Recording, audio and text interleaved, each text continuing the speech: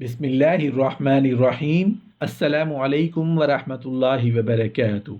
اچھی بیوی کی پہچان کیا ہے؟ ایک شخص اپنی بیوی سے بڑا تنگ تھا اور اسے ہر حالت میں طلاق دینا چاہتا تھا۔ ایک دن اس نے دیکھا کہ اس کی بیوی سیڑھیاں چڑھ رہی ہے۔ اس نے بیوی کو مخاطب کیا اور کہنے لگا، سنو، اگر تم اوپر چڑھی تو تمہیں طلاق، نیچے اتری تو بھی طلاق، اور اپنی جگہ کھڑی رہیں پھر بھی طلاق۔ اس عورت نے اپنے خامند کی طرف دیکھا، لمحہ بھر کے لیے رکی، ذرا سوچا، اور پھر اس کے خامند نے دیکھا کہ اس کی بیوی نے سیڑھیوں سے چھلانگ لگا دی۔ خامند کی حسرتوں پر پانی پھر گیا۔ اپنی بیوی سے مخاطب ہوا، میرے ماں باپ تجھ پر قربان، تو کتنی بڑی فقیہہ ہے۔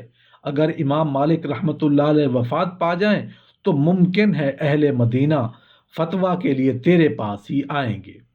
رسول اللہ صلی اللہ علیہ وآلہ وسلم نے فرمایا، اللہ تعالیٰ کے نزدیک حلال چیزوں میں سے بری چیز طلاق دینا ہے۔ میاں بیوی کی جدائی پر شیطان بہت خوش ہوتا ہے۔ طلاق دینے سے عرش ہلتا ہے۔ رسول اللہ صلی اللہ علیہ وآلہ وسلم نے فرمایا، سب سے اچھا خزانہ نیک بخت عورت ہے کہ خاوند اس کو دیکھنے سے خوش ہو جائے، اور خاوند کوئی کام اس کو بتلائے تو عمل بجا لائے، اور جب خاوند گھر پر نہ ہو تو اپنی عزت و آبرو کی حفاظت کرے۔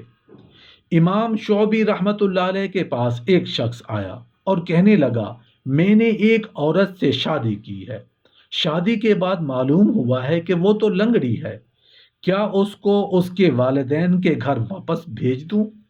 امام شعبی رحمۃ اللہ علیہ فرمانے لگے، اگر تمہیں بیوی کے ساتھ دوڑ لگانی ہے، بھاگنا ہے، ریس لگانی ہے، پھر تو تمہیں ضرور اسے چھوڑ دینا چاہیے، اور اگر ایسا نہیں تو پھر وہ تمہارے عقد میں ہے، تم اس سے محبت کرو، اس کے عیبوں اور کمزوریوں پر پردہ ڈالو۔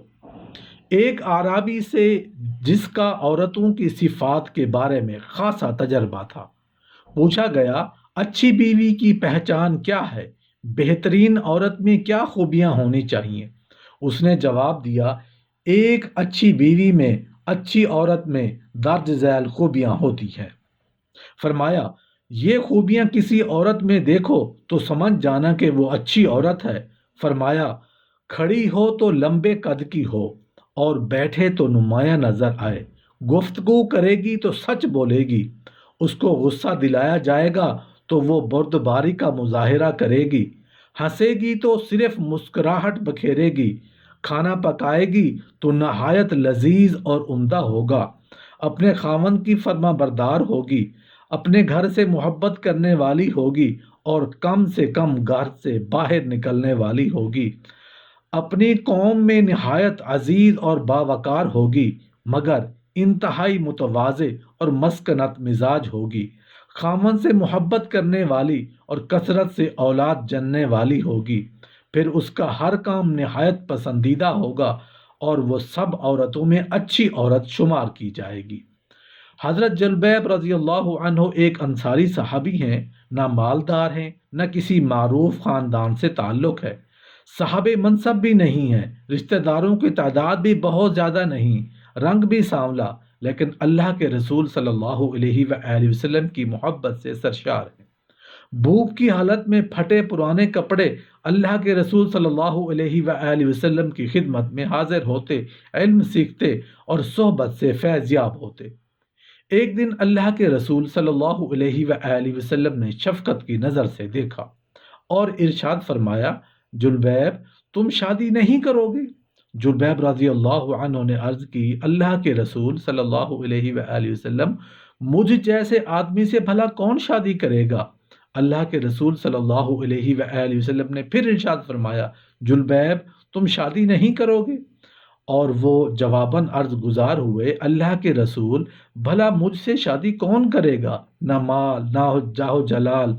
اللہ کے رسول صلی اللہ علیہ وآلہ وسلم نے تیسری مرتبہ بھی یہی ارشاد فرمایا، جلبیب، تم شادی نہیں کرو گے؟ جواب میں انہوں نے پھر وہی کہا، اللہ کے رسول صلی اللہ علیہ وآلہ وسلم، مجھ سے شادی کون کرے گا؟ کوئی منصب نہیں، میری شکل بھی اچھی نہیں، نہ میرا خاندان بڑا ہے، نہ مال و دولت رکھتا ہوں، اللہ کے رسول صلی اللہ علیہ وآلہ وسلم نے فرمایا فلاں انصاری کے گھر جاؤ، ان سے کہو کہ اللہ کے رسول صلی اللہ علیہ وآلہ وسلم تمہیں سلام کہہ رہے ہیں اور فرما رہے ہیں کہ اپنی بیٹی سے میری شادی کر دو۔ جلبیب رضی اللہ عنہ خوشی خوشی اس انصاری کے گھر گئے، دروازہ پر دستک دی، گھر والوں نے پوچھا کون؟ کہا جلبیب۔ گھر والوں نے کہا ہم تو آپ کو نہیں پہچانتے، نہ آپ سے کوئی غرض ہے۔ خیر، گھر کا مالک باہر نکلا، ادھر جلبیب رضی اللہ عنہ کھڑے تھے۔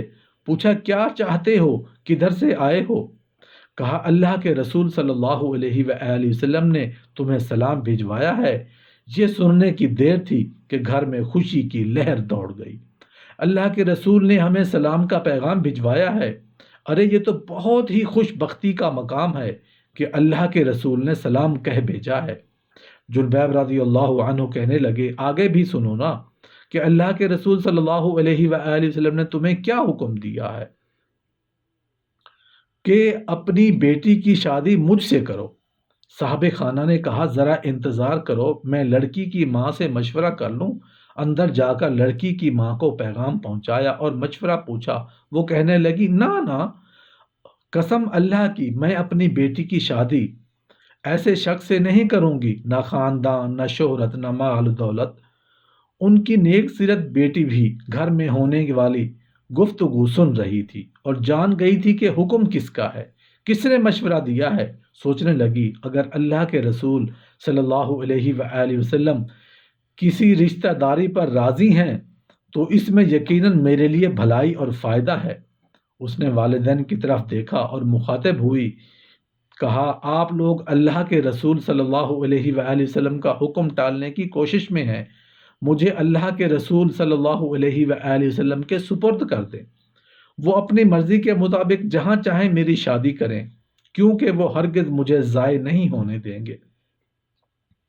پھر لڑکی نے اللہ تعالیٰ کے اس فرمان کی تلاوت کی، یعنی اور دیکھو کسی مومن مرد اور عورت کو اللہ اور اس کے رسول کے فیصلہ کے بعد اپنے امور میں کوئی اختیار باقی نہیں رہتا۔ سورۃ الاحزاب آیت نمبر 36۔ لڑکی کا والد اللہ کے رسول صلی اللہ علیہ وآلہ وسلم کی خدمت میں حاضر ہوا اور عرض کی اے اللہ کے رسول، آپ کا حکم سر آنکھوں پر، آپ کا مشورہ، آپ کا حکم قبول ہے، میں شادی کے لیے راضی ہوں۔ جب رسول اللہ صلی اللہ علیہ وآلہ وسلم کو اس لڑکی کے پاکیزہ جواب کی خبر ہوئی تو آپ نے اس کے حق میں دعا فرمائی، یعنی اے اللہ اس بچی پر خیر اور بھلائی کے دروازے کھول دے اور اس کی زندگی کو مشقت اور پریشانی سے دور رکھ۔ پھر جلبیب رضی اللہ عنہ کے ساتھ ان کی شادی ہو گئی۔ مدینہ منورہ میں ایک اور گھرانہ آباد ہو گیا جس کی بنیاد تقوی اور پرہیزگاری پر تھی، جس کی چھت اور مسکنت اور محتاجی تھی، جس کی آرائش و زیبائش تکبیر و تحلیل اور تسبیح و تحمید تھی۔ اس مبارک جوڑے کی راحت نماز میں اور دل کا اطمینان تپتی دوپہروں کو نفلی روزوں میں تھا۔